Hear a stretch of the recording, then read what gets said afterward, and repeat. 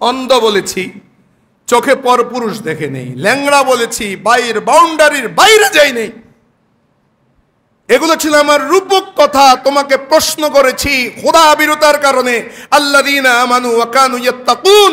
তুমি ফার্স্ট হয়েছো, ওই নারী তো তোমারই জন্য। সেই জন্য গৌসে পাকের আব্বাজান, উনি যেভাবে সৈয়দ হাসানি বংশ, গৌসে পাকের মাও উনিও ওলাদ রসুল। দুইটা ওলাদ রসুল এসে এক জায়গার মধ্যে মিলিত হয়েছে, সেখান থেকে গৌসে পাকের জন্ম হয়েছে। বলুন না সুবহানাল্লাহ। রোজা আরবি শব্দ নয়, এটা ফার্সি ভাষা। নামাজ এটা ফার্সি ভাষা। অনুবাসে তখনকার সময়ের মধ্যে মহান আল্লাহর ওলিদেরকে স্মরণ করে যেই ফাতিহা তবুরকাতের ইন্তজাম করা হয়, ওনার জীবনীর উপরে আলোচনা করা হয়, এবং ফাতিহা শরীফ অর্থাৎ সূরা ফাতিহা শরীফ, সূরা ইখলাস শরীফ এবং বিভিন্ন দোয়া পড়ে তারা আল্লাহর দরবারে ওনার উসিলা নিয়ে আল্লাহর কাছে প্রার্থনা করা হয়, এবং ভক্তবৃন্দের মাঝে গরিব মিসকিন তাদের মাঝে তবরুক বন্টন করে দেওয়া হয়। এই যে পুরা ব্যবস্থাটাকে একসাথে বলা হয় ফাতিহা, যেটা চট্টগ্রামের ভাষার মধ্যে এই ফাতিহা শব্দটা এখনো আছে। গৌসে পাকের ফাতিহা, গরিব নওয়াজের ফাতিহা, শাহে আমানতের ফাতিহা, শাহ জালালের ফাতিহা, অমুকের ফাতিহা, অমুক বুজুর্গের ফাতিহা, এ মা বাপের ফাতিহা। এই ফাতিহা শব্দটি চট্টগ্রাম এখনও সেটা ধরে রেখেছে। আগের দিক থেকে বাংলাদেশের দুই একটি থানার মধ্যে সেটা ফাতিহা অনেকে চিনে, অনেক জায়গার মধ্যে সেটা চিনেও না। গতকালকে আমি আমাদের বাড়িতে আমার মা বাপের ফাতিহা করলাম, এখানে দুই একজন ফাতিহাও চেনে না, অনেকে ফাতিহা চেনে না। এই ফাতিহাটা হলো এটা, সূরা ফাতিহা শরীফ পড়ে, সূরা ইখলাস শরীফ ইত্যাদি দুরূদ শরীফ পড়ে আমরা যেটা আল্লাহ দরবারে ফরিয়াদ করি, এটাই হলো ফাতিহা। এমনি ফাতিহা শব্দের অর্থ খোলা, কিন্তু পারিভাষিক দিক থেকে ফাতিহা ইয়াজদাহম শব্দের অর্থ হচ্ছে ইয়াজদা মানে একাদশ, ইয়াজদাহম মানে হচ্ছে একাদশ। অর্থাৎ রবিউস সানি শরীফের একাদশ তারিখের মধ্যে হুজুর শাহ বাগদাদ মহিউদ্দিন আব্দুল কাদের জিলানী আল গিলানী রাদিয়াল্লাহু তাআলা আনহুকে স্মরণ করে আমরা যে ফাতিহা শরীফের ইন্তজাম করি, আমরা যে মাহফিলের ইন্তজাম করি, সার্বিক দিক থেকে গোটা বিশ্বের মধ্যে এটাকে বলা হয় ফাতিহায়ে ইয়াজদাহম। এই ফাতিহায়ে ইয়াজদাহম হচ্ছে আগামীকাল, আজকের রাত হবে পবিত্র গিয়ারবি শরীফ। 11 অর্থ হচ্ছে 11, গিয়ারবি শরীফ অর্থাৎ রাত হিসাবে আজকের রাত হচ্ছে, আজকে হচ্ছে 10 তারিখ রবিউস সানির। 10 তারিখ বিদায় হয়ে গেলে রাত থেকে 11 তারিখ শুরু, সেই কারণে গিয়ারবি শরীফ হয়ে থাকে রাতের বেলায়। 11 তারিখ রাতে অর্থাৎ 10 তারিখ দিবাগত রাত, আর আগামীকাল হচ্ছে পবিত্র ফাতিহা ইয়াজদাহম। এই ফাতিহা ইয়াজদাহমের মধ্যে আমরা শাহ বাগদাদ, গৌস মহিউদ্দিন, আবদাল মহিউদ্দিন, কুতুব মহিউদ্দিন, দরবেশ মহিউদ্দিন, পীর মীর মহিউদ্দিন, শাহবাজ মহিউদ্দিন, আব্দুল কাদের জিলানী আল গিলানী রাদিয়াল্লাহু তাআলা আনহুকে আমরা স্মরণ করি। সকলে বলি না আলহামদুলিল্লাহ। এদেরকে আমরা কেন স্মরণ করব? এদেরকে তো স্বয়ং আল্লাহ স্মরণ করেছেন, সুবহানাল্লাহ বলুন না। এদেরকে আমরা কেন স্মরণ করব? এদেরকে তো আল্লাহ স্মরণ করেছেন। আল্লাহ কোথায় স্মরণ করেছেন? আমি শুধু এই সামান্য যে আয়াতগুলো তেলাওয়াত করেছি এটার অনুবাদ করছি মাত্র। আমি বিশাল গৌসে পাকের এই বিশাল জীবনী থেকে পুরা বলা আমার সম্ভব হবে না, শুধু আয়াতের অর্থগুলো আমি বলছি। আল্লাহ বলছেন আল্লাহর অনেক বিধান আছে, কোনো বিধানের আগে এইভাবে আলা শব্দটা বলে নেই। আলা শব্দ অর্থ হচ্ছে আরবিতে এটাকে বলে হরফে তানবিহ। তানবিহ শব্দের অর্থ হচ্ছে সতর্ক করে দেওয়া, অর্থাৎ পরবর্তীতে বক্তা যে কথাটা বলবে শ্রোতা যেন সেটা মনোযোগ দিয়ে শোনে, শ্রোতার সেই মনোযোগটা যেন কোনো প্রকারের নড়চড় না হয়। আগে থেকে বলতে আলা সাবধান। আপনারা দেখেছেন আগের রাজা বাদশারা দরবারে যখন আসতো তখন একজন বলতো হুঁশিয়ার, সাবধান, বাদশাজি আসিতেছেন। তখন সভাসদের সবাই দাঁড়িয়ে যায়, একবার পুরা অ্যাটেনশন আদবের সাথে দাঁড়িয়ে যায়। আল্লাহ রাব্বুল আলামিন এই আয়াত বলার আগে বলতেছেন, আলা, খবরদার, ভালো করে শোনো। বলুন না সুবহানাল্লাহ। কারণ উনি এমন ইম্পর্টেন্ট ব্যক্তিদের ব্যাপারে এখন কথা বলবেন, যাদেরকে অনেক বান্দা চিনবে না, যাদেরকে অনেক বান্দা চিনবে না। এরা যে আল্লাহর কত মকবুল, অনেক বান্দা এটা চিনবে না। অনেকে সেটাকে অস্বীকার করবে, অনেকে তাদের কারামত অস্বীকার করবে, অনেকে তাদের বেলায়েতের ক্ষমতাকে অস্বীকার করবে। সেই জন্য আল্লাহ রাব্বুল আলামিন আগে বলতেছেন, আলা, খবরদার, সাবধান। ইন্না আউলিয়া আল্লাহ, নিশ্চয়ই যারা আল্লাহর ওলি, নিশ্চয়ই যারা হচ্ছে আল্লাহর ওলি। ওলি কাকে বলে একটু পর আল্লাহ এটা নিজেই বলবেন, ওলি কাকে বলে। ওলির অনেক অর্থ আছে। নিশ্চয়ই আল্লাহর ওলি যারা, লা খাউফুন, লা খাউফুন, থাকবে না, আলাইহিম, তাদের কোনো ডর, কোনো ভয় থাকবে না, ওয়ালাহুম ইয়াহজানুন, এবং তারা চিন্তিত হবে না। হাসরের ময়দানে নবীরা পর্যন্ত চিন্তিত থাকবে, কিন্তু ওলিরা চিন্তিত থাকবে না। বলুন না সুবহানাল্লাহ। এটা কেমন কথা আপনি বললেন? নবীরা বলবে কেউ উম্মতের জন্য পেরেশান থাকবে, নবীদের কোনো গুনাহ নাই, কোনো গুনাহ নবীদের নাই। তাহলে গুনাহ যেহেতু নাই, পেরেশানি কেন? পেরেশান হবেন তাদের উম্মতের জন্য। সুবহানাল্লাহ বলুন না। এরা পেরেশান থাকবে নিজের উম্মতকে বাঁচানোর জন্য। সবাই ছুটবে আদমের উম্মত আদমের দিকে যাবে, নূহ আলাইহিস সালামের উম্মত নূহ আলাইহিস সালামের কাছে যাবে, সকলে যাবে। ইব্রাহিম আলাইহিস সালামের উম্মত ইব্রাহিম খলিলুল্লাহর কাছে যাবে, ইউসুফ আলাইহিস সালামের উম্মত ইউসুফ আলাইহিস সালামের কাছে, মূসা কালিমুল্লাহর কাছে মূসার উম্মতরা যাবে। হাদিসে শাফাআতের মধ্যে আছে, সকলকে বলবে নফসি নফসি, সকলে নফসি নফসি বলবে। কেউ সুপারিশ করার জন্য আল্লাহর কাছে সাহস পাবে না। তখন আমার নবী হাসরের ময়দানে বলে দিবে, আনা লাহা, আনা লাহা, ওই সুপারিশের হকদার আমি নবী আছি। বলুন না সুবহানাল্লাহ। সেই নবী তখন সুপারিশ করবে। তখন সেই অবস্থার মধ্যে যখন ইয়া নফসি ফেরেশানের মধ্যে থাকবে, তখন আল্লাহর ওলিরা নূরের তৈরি মিম্বরের মধ্যে নূরানি মুকুট পরা অবস্থায় বসে থাকবে। তাদের কোনো ভয় নাই, তাদের কোনো পেরেশানি নাই, দুনিয়াতেও নাই, আখিরাতেও নেই। কেন? যারা আল্লাহকে ভয় করে তাদের জন্য কোনো ভয় নেই। যার অন্তরের মধ্যে সত্যিকারের আল্লাহর ডর ঢুকে যায়, আল্লাহর ভয় যার কাছে ঢুকে যায়, যে মরতে যায়, মরার জন্য যে দাঁড়িয়ে যায়, তার আর কোনো কিছু মারার ভয় নেই। এরা তো নিজের আত্মাটাকে বিক্রি করে দিচ্ছেন আল্লাহর কাছে। অতএব এদের ভয় কিসের? ওদের কোনো ভয় নাই, এরা ভয় করে একমাত্র আল্লাহকে। বলুন না সুবহানাল্লাহ। তাদেরকে বলা হয় আল্লাহর ওলি। এখন আল্লাহর ওলি কাকে বলে? যারা পাহাড়ের মধ্যে উঠে, বাতাসের মধ্যে হাঁটে, পানির উপর দিয়ে হেঁটে যায়, তাদেরকে বলা হয় ওলি। না, আমরা যেটা ওলি মনে করি সেটা নয়। ওলি বলা হয় আল্লাযীনা আমানু। ওলি কাদেরকে বলে? আল্লাযীনা আমানু। ওলি হওয়ার জন্য এক নম্বর শর্ত হচ্ছে যারা মুমিন। অতএব কোন মগা, কোন জাদুবিদ, যারা জাদুবিদ্যায় দখলতা আছে, হাতের মধ্যে চাউল নিয়েছে, হাত খুলেছে, ভাত হয়ে গেছে, এগুলো যাদের মধ্যে আছে, তুমি তাদেরকে ওলি মনে করিও না। ওলি হওয়ার জন্য এক নম্বর শর্ত হচ্ছে মুমিন হওয়া। মুমিন ওলি হবে।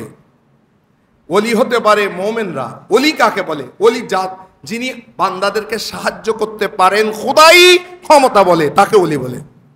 ওলির এক অর্থ হচ্ছে নাসির, সাহায্যকারী। আপনি যখন সাহায্য চাইবেন তারা সাহায্য করতে পারে, এই ক্ষমতা তাদেরকে দিয়েছেন আল্লাহ। সুবহানাল্লাহ বলুন না। এদেরকে বলা হয় ওলি। ওলি হওয়ার জন্য এক নম্বর শর্ত হচ্ছে আমানু, খোদাই ভাষায় যারা ঈমান এনেছে, এক নম্বর শর্ত। অতএব কোন বিধর্মীর আস্তানার মধ্যে গিয়ে কোনো ক্ষমতা, পাওয়ার, এগুলো খোঁজা যাবে না। এগুলোর মধ্যে কোনো পাওয়ারই নেই। পাওয়ার যা আল্লাহ দিয়েছেন সেটা মুমিনদেরকে দিয়েছেন। আমাদের অনেক ভাইয়েরা অলির দরবারে যায় না, অলির দরবারে যাওয়াটাকে শিরিক মনে করে, কিন্তু তারা মূর্তি পূজার মধ্যে যায়। নাউজুবিল্লাহ বলুন না। এটা চিন্তা হওয়ার কিছু নেই। রাসূলুল্লাহ বলে দিয়েছে, আমার কিছু উম্মত আসবে, তোমরা দেখবা আখিরি জামানাতে এরা মূর্তি পূজা করবে, নিজেদেরকে মুসলমান বলবে কিন্তু তারা মূর্তি পূজা করবে। এটা রাসূলুল্লাহ বলে গিয়েছেন হাদিসে পাকে, একাধিক হাদিসের বর্ণনা সূত্রে আছে। আপনারা সেটা এখন দেখতেছেন, ক্ষমতা লোভে, বিভিন্ন কারণে। তো মুমিন হবে ঈমানদাররা। এখন দ্বিতীয় নম্বর কি? ঈমান হওয়ার সাথে সাথে ওয়াকানু ইয়াত্তাকুন। কানু ইয়াত্তাকুন আরবিতে এটা হচ্ছে মাজি ইস্তেমরারে। ইংরেজিতে আপনারা বোঝার জন্য fast continuous tense, fast continuous tense. শুধু একদিন মুত্তাকি হয়েছেন আরেকদিন ছেড়ে দিয়েছেন, নো নো নো। কানু ইয়াত্তাকুন, যারা সদা সর্বদা আল্লাহকে ভয় করেছে। সুবহানাল্লাহ বলুন না। যারা সব সময় তাকওয়াবান ছিল। তাকওয়া মানে কি? আল্লাহ যা করতে বলেছে সেটা করেছে, আল্লাহ যেটা তরক করতে বলেছে সেটা তারা ছেড়ে দিয়েছে। এরা হচ্ছে প্রকৃত, এরাই হচ্ছে আল্লাহর ওলি। আল্লাহ যেটা করতে বলেছে সেটাই করেছে, যেটা ছাড়তে বলেছে সেটাই ছেড়ে দিয়েছে। वो काम करे जिससे अल्लाह रसूल राजी हो, वो काम नहीं करेंगे जिससे अल्लाह रसूल नाराज हो।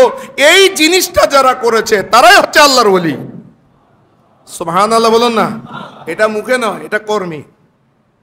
এটা মুখে নয়, এটা কর্মে হতে হবে। সেই জন্য আল্লাহর ওলিদের জীবনী যখন আমরা তাকাই, ওনাদের মা বাবাও এরকম ছিলেন, যাদের 5 ওয়াক্ত নামাজ কজা হওয়া তো দূরের কথা, তাহাজ্জুদের নামাজ পর্যন্ত যাদের কজা হয়নি। সুবহানাল্লাহ। যাদের তাহাজ্জুদের নামাজ পর্যন্ত কজা হয়নি তাদেরকে বলা হয় ওলি। মুত্তাকি কাকে বলে? সব সময় আল্লাহকে ভয় করেছে। মনে রাখবেন, এক হে ফতোয়া, দোসরা হে তাকওয়া। একটার নাম ফতোয়া। ফতোয়া দিয়ে অনেক কিছু জায়েজ করা যায়, কিন্তু তাকওয়ার মাসালাতে জায়েজ হবে না। যেমন আপনাদেরকে আমি একটা মিসাল দিই। নদীতে একটা ডাব, কারো গাছের নারকেল গাছ, সেটা নদীর পাড়ে ছিল, সেখান থেকে একটা নারকেল ঝুনা হয়ে পড়ে গেছে, নদীর পানিতে ভেসে ভেসে নদীর করে আসলো। আপনি সেটা খাইতে পারবেন কিনা? ইসলামে সেটা দেবে জায়েজ। ইয়ে ফতোয়া হ্যাঁ, ফতোয়া হচ্ছে জায়েজ। এটা আপনি সাধারণ মুসলমানের জন্য। ক্যাটাগরি আছে, ক্যাটাগরি আছে। এটা হলো আপনার জন্য জায়েজ। কিন্তু যারা মুত্তাকি ওয়াকানু ইয়াত্তাকুন, যারা ওয়াকানু ইয়াত্তাকুন হবে, তারা, তাদের জন্য এটা জায়েজ হবে না। হাসানাতুল আবরারে সাইয়্যাতুন লিল মুকাররাবিন। এই যে আরবি বাক্যটা বলেছি, এটা বুঝাতে, আপনাদেরকে বুঝাতে আমার কয়েক ঘন্টা লাগবে। হাসানাতুল আবরার সাইয়্যাতুন লিল মুকাররাবিন, যেটা আমাদের জন্য জায়েজ ওদের জন্য জায়েজ নয়। সেটা কেমন? হুজুর শাইন শাহ বাগদাদ মহিউদ্দিন আব্দুল কাদের জিলানির আব্বা জানের ঘটনা জানেন। আবু সালে জঙ্গি দোস্ত অনেকদিন অসুস্থ, উনি ক্ষুধার্ত ছিলেন, নদীর পাড়ের মধ্যে আপেল খেয়ে ফেলেছেন। নদীর পাড় দিয়ে কি চলতেছে? আপেল, আপেল ভেসে এসেছে, উনি আপেলটা খেয়ে ফেলেছেন। আমরা যারা দুর্নীতিবাজ আছে, মসজিদের টাকা মারি খায়, মাদ্রাসার টাকা মেরে খায়, তারপরে বিভিন্ন সমিতির টাকা মারি খান যারা আছেন, আরেকজনের টাকা মেরে খান, হাওলাত নিয়ে হাওলাত দেন না, মানুষের বিভিন্ন প্রকারের বাদাম ব্যাপারের বাদাম কিনতে গিয়ে বাদাম যেগুলো নিচে সব খেয়ে ফেলেন, এরকম কিছু মানুষ আছেন। আলু কিনতে গিয়ে আলু ওইটা তার ফাল্লাতে ছিল না, ওটা আপনি ব্যাগের ভিতরে ঢুকিয়ে ফেলেছেন। পেঁয়াজের লোভ পর্যন্ত আপনাদের সামলাতে হয়, এই পেঁয়াজ পর্যন্ত ঢুকিয়ে ফেলেছেন ব্যাগের মধ্যে। এদের একটু খেয়াল করেন কি অবস্থা হবে আপনাদের। শুধু আপেলটা খেয়ে ফেলেছেন, খাওয়ার পরে চিন্তা করছেন কিয়ামতের ময়দানে আল্লাহ যদি, আমি আবু সালে মুসার জঙ্গি দোস্ত, তাকে যদি আল্লাহ জিজ্ঞেস করে, হে মুসা তুমি কার অর্ডারে কার ফলটা তুমি খেয়েছো, সে যদি হাসরের ময়দানে তোমাকে প্রশ্ন করে, আমাদের জন্য জায়েজ, কিন্তু ওনার প্রশ্ন কি এসে দেখেন, নদীর কোলে কোলে যেতে যেতে নদীর প্রান্তের মধ্যে পেয়ে গেলেন আপেলের বাগান। মালিককে যখন জিজ্ঞেস করলেন, মালিক বলে বহুদিন পর্যন্ত একটা রত্ন খুঁজতেছি, তাকওয়াবান খুঁজতেছি, পেয়ে গেছেন সেই তাকওয়াবান। একটা বাহানা বানালেন, এই আপেলের দায় মুক্তি হতে হলে আমার এখানে 12 বছর চাকরি করতে হবে। বলুন না সুবহানাল্লাহ। একটা আপেলের জন্য কয় বছর? এটার নাম হচ্ছে মুজাহাদা, এটার নাম হলো মুজাহিদা, যেটাকে বাংলা বলেন সাধনা। সুফি তথ্য যারা বুঝেন, সুফিয়ত, সুফিজম, এগুলো হচ্ছে সুফিজম। এই সুফিজম হচ্ছে মানুষকে প্রকৃত মানুষ বানাতে পারে, সুফিজম। এই আসলে এখন সুফিজমের মধ্যে ঢুকেন আপনি। কত বছর? 12টা বছর চাকরি করেছেন। চাকরি করার পরে দ্বিতীয় প্রশ্ন, নারীর কোনো লিপসা লোভ আছে কিনা? আমি এখনো মাফ করব না, 12 বছর শেষ হয়েছে।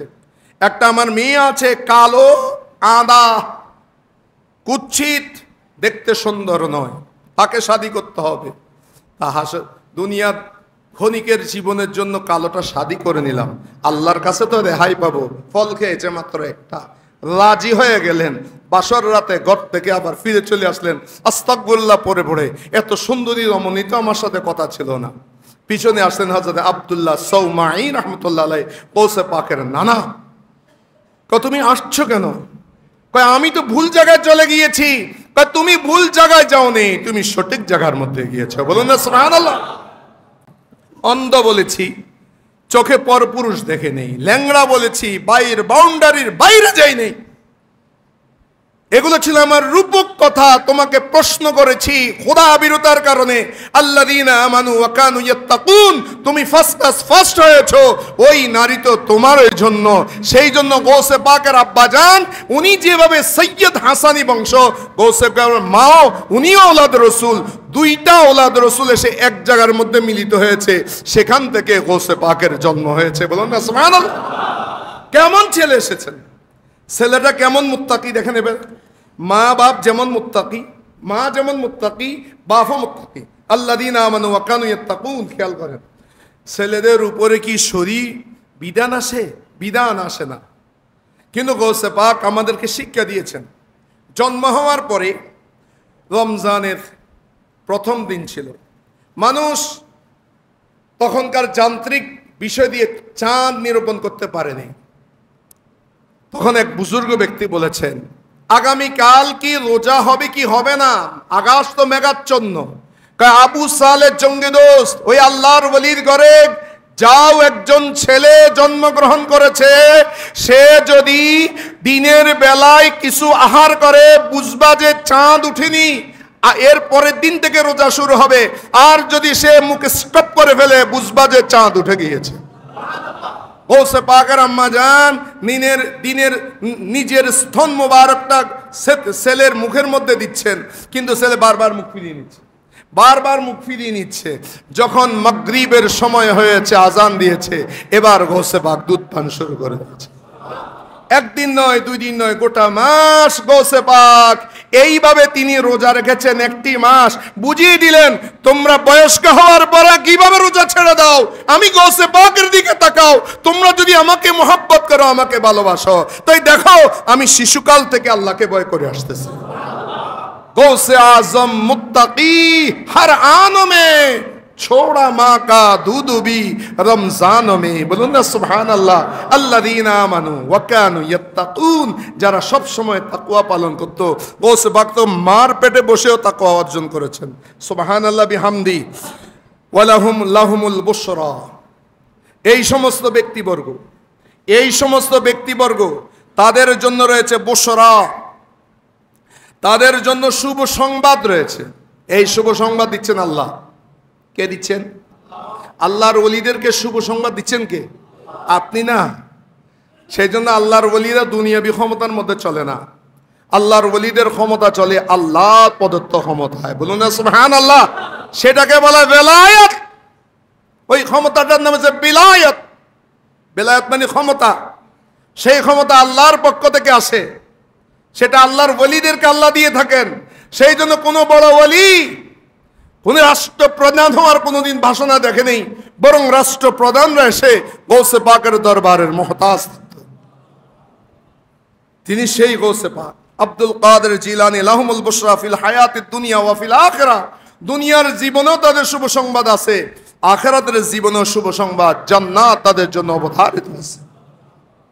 এরপর আল্লাহ বলে, শোনো, তোমাদের দুনিয়াতে অনেক মানুষের কথা নশ্বর হয়ে যায়, তো ওদের উপর কেয়াস করি আবার কোরআন শরীফের আয়াতের মধ্যে আসিও না। আমাদের তো অনেকের এখন আল্লাহর দিন চায়,